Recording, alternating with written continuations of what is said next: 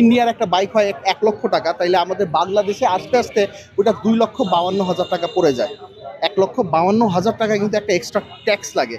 তারপরে একটা পোর্ট বিল আছে, তারপরে একটা আরও একটা 15% ভ্যাট আছে, যেটা কিন্তু আমাদের কাছ থেকে নেয় বাইকটা কেনার পরে।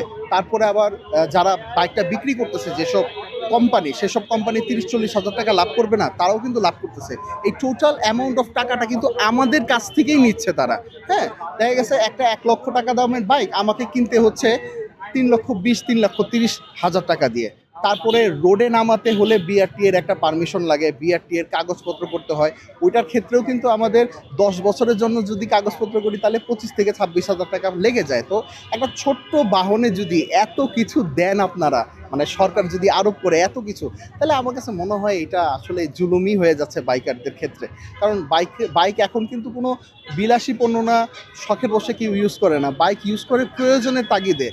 এবং বাংলাদেশের ম্যাক্সিমাম মানুষ কিন্তু প্রয়োজনের তাগিদেই কিন্তু বাইকটা ইউজ করে। আমরা দাঁড়িয়েছি শান্তিপূর্ণ একটা মানববন্ধন করতেছি আমরা। বাইকের যে একটা কর বসানো হচ্ছে, বাইকের উপরে যে আয়কর বসানো হচ্ছে, সেই জিনিসটাতে আমরা একটুখানি নারাজ।